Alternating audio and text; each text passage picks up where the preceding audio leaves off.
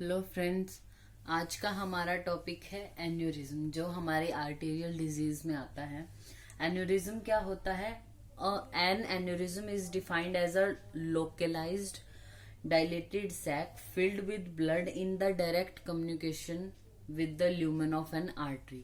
ये एक आर्टरी है। सपोज आर्टरी के ल्यूमन में क्या हुआ, डायलेटेड सैक बन गई। डायलेटेड मतलब वो फूला हुआ एक सैक जैसा बन गया।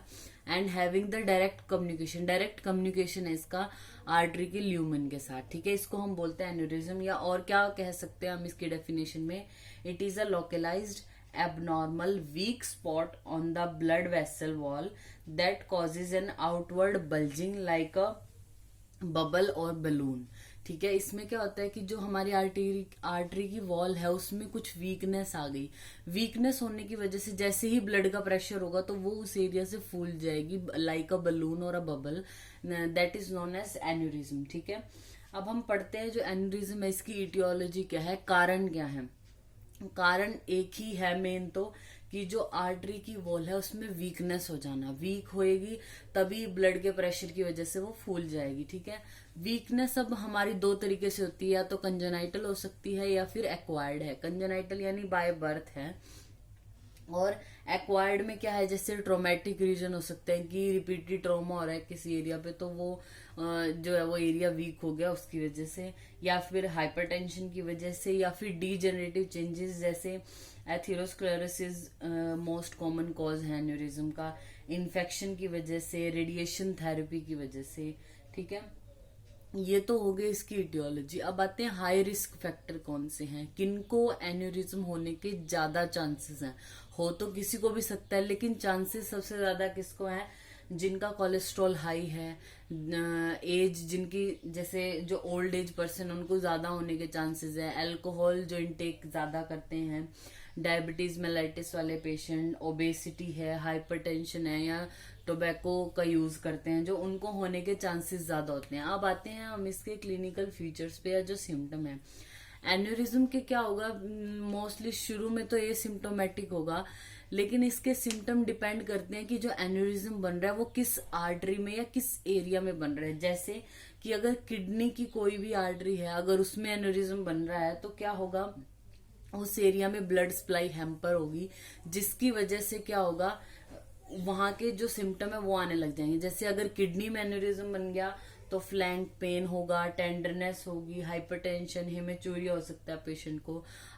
और अगर सेरिब्रल एन्यूरिज्म हो गया तो fatigue, loss of balance, speech problem हो सकती है, डबल विजन हो सकता है। ये तो है जब तक एन्यूरिज्म हमारा इंटैक्ट है, फटा नहीं है। लेकिन ये जब वीकनेस बढ़ गई तो ऐसा भी तो हो सकता है ना कि ब्लड के प्रेशर की वजह से ये रप्चर हो जाए।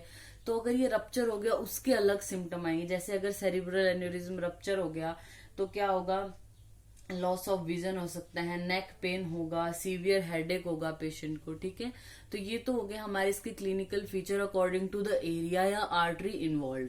फिर उसके बाद आते हैं हम इसके टाइप्स पे। टाइप्स इसके दो होते हैं, ट्रू और फॉल्स। ठीक है, अब ये ट्रू के आगे तीन है, फ्यूजिफॉर्म, सेक्युलर और डायसेक्टिंग।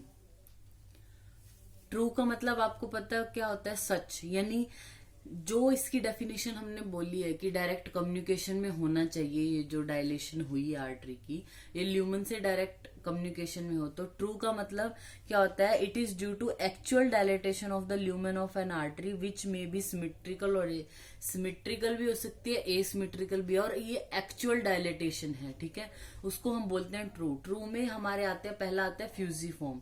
फ्यूजिफॉर्म जैसा आपको डायग्राम से ही पता चल रहा है कि यूनिफॉर्म एक्सपेंशन है। यहां से अगर ये क्या हुई है, डायलेट हुई है, तो इस एरिया से भी डायलेट हुई है। पूरा जो सरकमफ्रेंस है उससे डायलेटेशन हुई है। यानी आप क्या लिख सकते हो फ्यूजिफॉर्म को, it is a sac having a uniform expansion of entire circumference of the arterial wall. ये हो गई फ्यूजिफॉर्म। अब आती है सेक्युलर। सेक्युलर में क्या होता है, इसमें जैसे आर्टरी की ये वॉल है, आर्टरी की वॉल का इस साइड से डायलेटेशन नहीं हुआ, लेकिन इस साइड से वो ऐसे थोड़ी डायलेट होगी, बल्ज हो गई बाहर की तरफ, दैट इज सेक्युलर।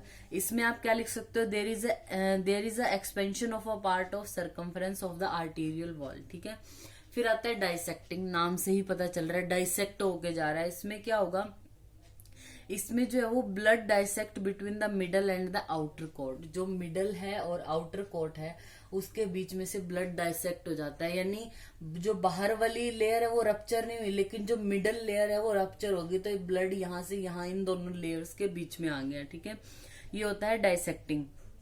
फिर उसके बाद आता है फॉल्स। फॉल्स में क्या होगा, फॉल्स में जो सैक फॉर्मेशन तो हो रही है लेकिन वो डायरेक्ट कम्युनिकेशन में नहीं है, किसी और चीज के जरिए से जो है वो ल्यूमन से कांटेक्ट कर रही है, यानी it is a sac associated with pre arterial tissue and communicate with the lumen of an artery through an opening on its wall. ये कोई और टिश्यू मतलब डायलेट हुआ और वो ल्यूमन ऑफ आर्टरी से कांटेक्ट में किसी और चीज के जरिए है, डायरेक्ट कम्युनिकेशन नहीं है। जैसे इसका डायरेक्ट कम्युनिकेशन है, कोई चीज बीच में नहीं है, इसमें किसी ओपनिंग के थ्रू ये जुड़ रहा है ल्यूमन से, तो इसको हम बोलते हैं फॉल्स। ठीक है, फिर आते हैं इसकी डायग्नोसिस हमने कैसे करनी है, कैसे पता लगाना है एन्यूरिज्म है पेशेंट को, या फिर हम इसको और तरीके से कह सकते हैं इफेक्ट ऑफ एन्यूरिज्म क्या होते हैं। तो हमें ये कैसे याद रखना है, P, T and I. P for pressure, T for thrombosis and I for ischemia. Pressure, P for pressure means जब आप खुद सोचो, ऐसा तो है नहीं कि शरीर में सिर्फ आर्टरी है, आर्टरी के साथ साथ वेन्स भी चल रही हैं, नर्व्स भी हैं और अलग टिश्यू भी हैं आसपास। तो क्या होगा, जैसे ही ये डायलेट हुई, इसने अपना साइज बढ़ाया, तो जो आसपास के टिश्यू है उन पर भी तो अपना प्रेशर ये डालेगी। तो P4 आता है प्रेशर। प्रेशर में सबसे पहले अगर ये वेन्स पे प्रेशर डालती है तो क्या होता है, leading to congestion and oedema of the distal part. अगर ये नर्व्स पे प्रेशर डालेगी तो पेन होगा, टिंगलिंग सेंसेशन, पैरास्थीसिया हो सकता है। अगर ये ऑर्गन्स पे डाले, मतलब किसी एक ऐसे एरिया में हो कि ऑर्गन पर अब इसका प्रेशर पड़ रहा हो, जैसे कि आयोर्टा में है, aortic to oesophageal result in dysphagia. अगर आयोर्टिक जो हमारी आयोर्टा है उसमें एन्यूरिज्म बन जाए तो वो क्या होगा, इसोफेगस पर अपना प्रेशर डालेगा। इसोफेगस पर प्रेशर डालेगा तो इससे क्या होगा, डिस्फेजिया होगा, खाने में या उसमें पेशेंट को निगलने में प्रॉब्लम आएगी। ठीक है, फिर आता है स्किन। अगर ये स्किन पर अपना प्रेशर बनाए तो skin become stretched, red and oedematous. फिर आता है थ्रोम्बोसिस। जो ये थ्रोम्बस बनने की प्रोसेस है ये थोड़ी स्लो है, मतलब जैसे ये एरिया बन गया ये स्लो है, लेकिन जैसे अब ये सेक्युलर में ये सैक बनी हुई है तो क्या पता ब्लड यहाँ से जाए ना, कुछ ब्लड की यहाँ स्टेसिस हो जाए, वो रुक जाए। तो जब वो रुकेगा तो वो थ्रोम्बस बनाएगा। जैसे जैसे थ्रोम्बस बनता जाएगा तो वो जो ये एरिया है, ये जो ल्यूमन है उसको रोकने की कोशिश करेगा, और रोकेगा तो आगे ब्लड सप्लाई हैम्पर होगी। ठीक है, फिर आता है इस्टीमिया। इस्टीमिया मोस्टली देखने को मिलता है डाइसेक्टेड एन्यूरिज्म के केस में। ठीक है, जो डाइसेक्टिंग है उसमें से ब्लड जा ही नहीं रहे क्योंकि ये बीच में डाइसेक्ट हो गया, तो इसकी वजह से, या फिर जो ये थ्रोम्बस बना ये इतना ज्यादा बढ़ जाए कि ल्यूमन को भी बंद कर दे आर्टरी के, तब इस्कीमिया देखने को मिलता है। फिर आती है एन्यूरिज्म की कॉम्प्लिकेशंस क्या है, गैंग्रीन हो सकती है। गैंग्रीन कैसे होगी, जब ब्लड सप्लाई ही नहीं मिल रही तो वो जो टिश्यू है आगे जिसमें ब्लड पहुंचाना है वो डेड होता जाएगा। रप्चर हो सकता है एन्यूरिज्म का जिससे हेमरेज होगी, इन्फेक्शन हो सकता है। ठीक है, इन्वेस्टिगेशन क्या करानी है, पेशेंट की लिपिड प्रोफाइल करानी है। जैसे हमने इसकी इटियोलॉजी में पढ़ा कि जो डीजनरेटिव चेंजेस हैं, जैसे एथेरोस्क्लेरोसिस मोस्ट कॉमन कॉज है इसका, तो हमें क्या कराना है, लिपिड प्रोफाइल करानी है पेशेंट की, ताकि हमें पता चल जाए कि उसका एथेरोस्क्लेरोसिस तो नहीं है। फिर उससे आर्टीरियोग्राफी करा सकते हैं हम, सीटी स्कैन करा सकते हैं पेशेंट का। Then we come to investigation. Investigation मैंने आपको बता दिया। फिर उसके बाद आता है ट्रीटमेंट।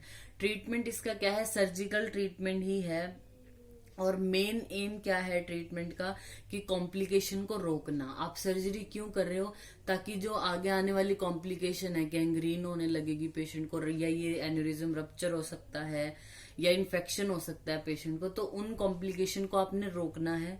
और दूसरा, to preserve the blood supply of the distal part. जो डिस्टल पार्ट है, अब यहाँ से ब्लड सप्लाई जिस भी पार्ट को जा रही होगी उसकी ब्लड सप्लाई को आपने प्रॉपर रखना है, उसके लिए आप सर्जरी परफॉर्म करते हो। ठीक है, तो ये हमारा टॉपिक हो गया एन्यूरिज्म। Thank you.